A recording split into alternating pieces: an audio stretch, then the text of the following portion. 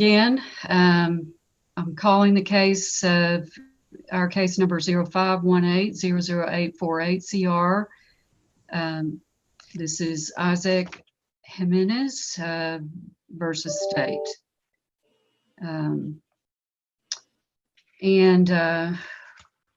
Specifically, again, we've talked about these, some of these issues, but I want to be specific to this case since it was set for a separate Zoom oral argument. I think this could have just been one continuous argument had we been in our in-person oral argument, but this is a little different on Zoom. So, but I do want to address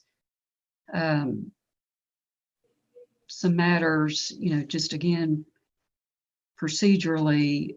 First of all, I want to remind everyone not to use the names of the child victim or her sister, child sister in this case. And that brings up another point.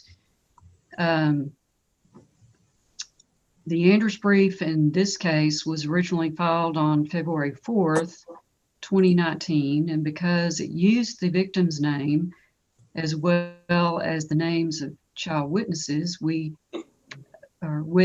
struck the brief on February 5th, 2019, and ordered it to be refiled using initials or a generic title to refer to the victim or any child witness. And Ms. Blacknall filed an amended brief on February 19, 2019 that still contained the complete name of a witness who was younger than 17 at the time of the offense. We again struck the brief on March 27th, 2019, and ordered Ms. Blacknall to file an amended brief by April 6, 2019 that complied with our order. On May 24th, Ms. Blacknall tendered an amended brief that, despite prior admonishments and orders, still contained the complete name of the victim's sister. On May the 28th, 2019, we struck that brief and ordered Ms. Blacknall to file a brief that did not identify a child victim or witness, and that brief to be filed by June 4th, 2019. But she did not file the amended brief by that date. And on June the 6th, June the 11th, 2019, we abated the appeal and ordered a hearing to be held regarding why a brief had not been filed that complies with our orders and whether counsel should be removed and new counsel appointed. And then on June 17th, Ms. Blacknall filed the brief. And even so, removing the child victim's name. Even so, there was no motion to withdraw filed. So on July the 16th, 2019, we ordered her to file the motion to withdraw by July the 26th, 2019. And our order specified that if counsel failed to comply with our order, the appeal would be abated, a hearing held in the trial court regarding counsel's representation of appellant. The motion to withdraw was finally filed on July the 17th, 2019. So again, this goes to my point in the earlier argument about what appears to be me, because I've been on this criminal motions panel for most of the time, that I've been on the Court of Appeals. So I see all these motions coming in to the court in criminal cases. And it just appears to me, Ms. Blacknall, that you just ignore many of these orders. So I start with that. And so now, Ms. Blacknall, your time begins. Again, tell us why you think that your Andrews brief was proper to file an Andrews brief in the Jimenez v. State case. Your Honor, I'll read a brief statement again. I'm Attorney Sharita Blacknall. I was appointed to represent Isaac Jimenez on appeal. I reviewed the record and determined that in my professional opinion, the record reflected no reversible error.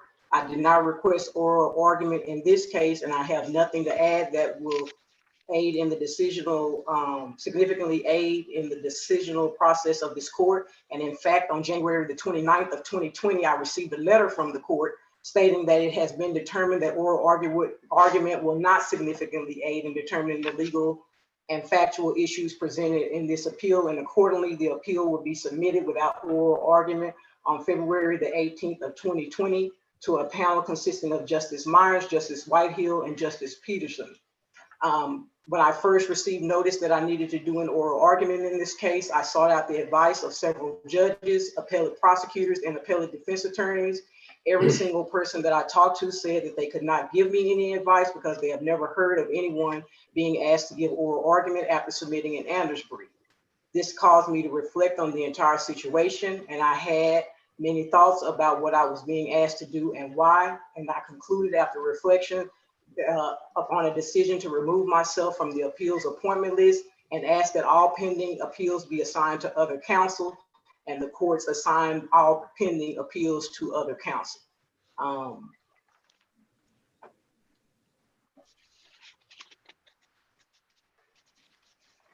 Okay, and since, have you reviewed the record again in this case in light of our order? Yes. And did you find anything that you would have done differently in your Anders brief? I mean, hindsight is always 20/20, Your Honor. I now at this time have the benefit of the previous hearing that we just left from, as well as the Crow argument that, or opinion that you read in the earlier proceeding that we had regarding Mr. Choice. I still would say that there is no reversible error. However, based upon what you're telling me at this point that you're looking for, I would have addressed some of the objections and just reiterated my opinion that they didn't constitute any reversible error. I can only state that I use the same format that I've always used, and that the court has agreed with me in most of those cases that until here recently, that the Anders brief was the appropriate thing to file. And I did so in the same manner with this case, but my opinion still would be the same. And I would say that that different attorneys do things differently. Just because one attorney states that they would have written about this certain issue, or they would have written it this way or that way. I mean, that's their way of doing it. Everybody doesn't do it the same. There is no particular, format or anything. So I just use the format that I always have used. And as I've stated previously, after reflecting on what you guys were asking me to do today and why, about 2 months ago, I removed myself from all appellate wheels and had all of my pending cases reassigned to other attorneys.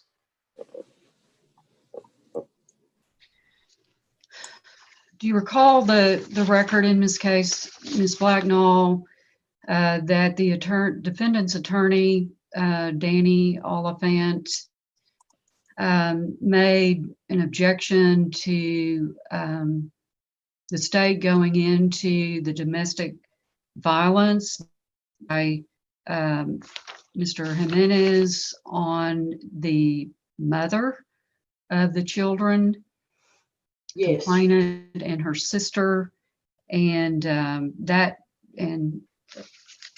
made objection on the record to it.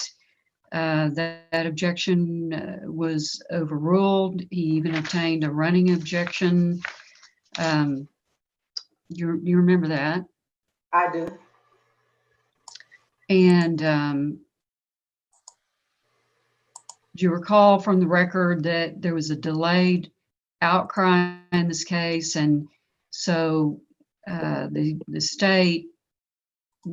state's theory was that the child was afraid to come forward to talk about the sex abuse by Mr. Jimenez because she was afraid because of this domestic violence in the home. And do you recall that? Yes. And yet the appellant's argument was that the defendant had not been in the home for like 4 years. And so that evidence of domestic violence was prejudicial, that the prejudicial effect outweighed the probative based on the fact that he hadn't been in the home for 4 years. Do you remember that? I do remember that being an objection. If I recall correctly, there was some talk about them getting back together. Mr. Oliphant's objection was that the incident, if I recall, was that the incident that they were talking about had happened some time before. But there is no time limit on what, as far as whether or not it's relevant or not. And the judge made a ruling that the probative value was not outweighed by the prejudicial effect. So there is no, there is no rule saying that because this happened, so many months ago or so much time ago that that it makes it not relevant anymore.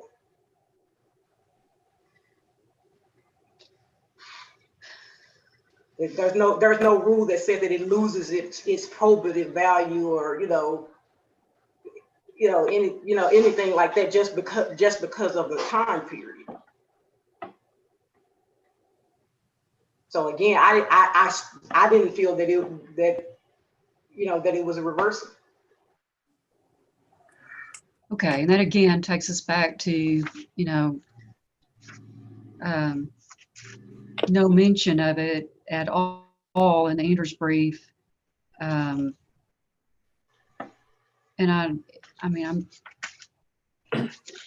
it may very well be that it's still relevant, the domestic violence is still relevant, but do you see the Andrews brief as, also assisting us, the appellate court, in pointing us to this objection that was made and why the court's ruling on the objection was correct, or why it was not harmless? Again, it takes us back to what I've discussed in the earlier argument. Do you see how it could aid the court in pointing us to that? I mean, we're gonna read the record, but we read the briefs first. I read the briefs in every case, and that tells me, gives me a summary of what I need to know, what the issues are, what I need to really be focused on when I'm looking at this record.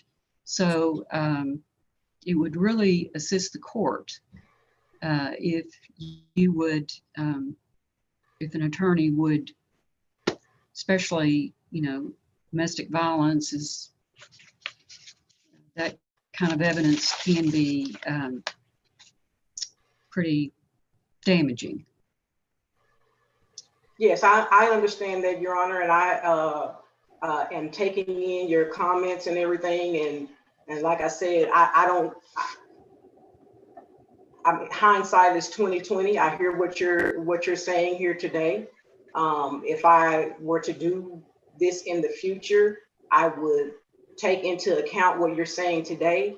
However, as I noted earlier, I received a letter from the court on January the 29th stating that oral argument would not significantly aid the court in its decision. So I don't know that I have anything that I can add or say to you at this point, but I do hear what you're saying, and taking into account what you're saying right now. In the future, I will keep that in mind. There was also in the state's closing argument, do you recall there was an outburst from the defendant?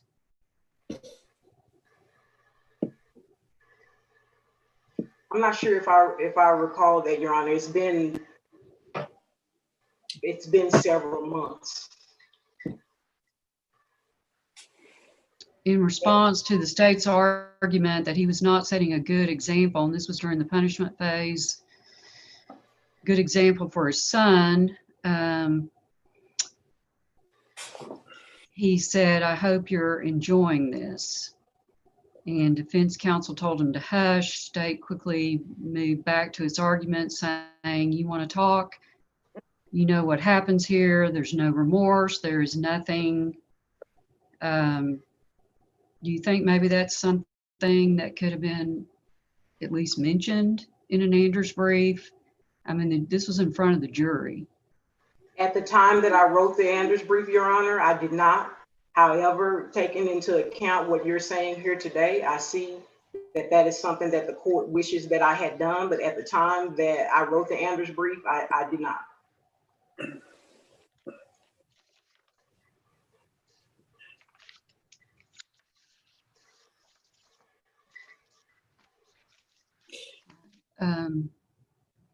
Do you plan to get back on the appellate wheel at some point in the future? No, I do not, Your Honor.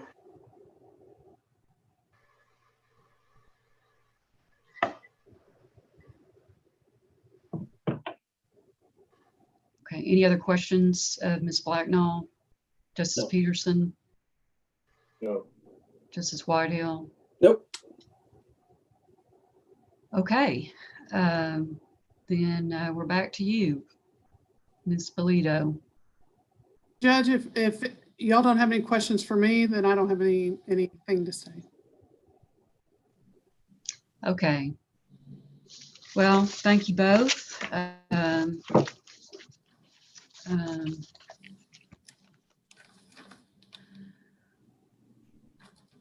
think we talked about some things that we just had to.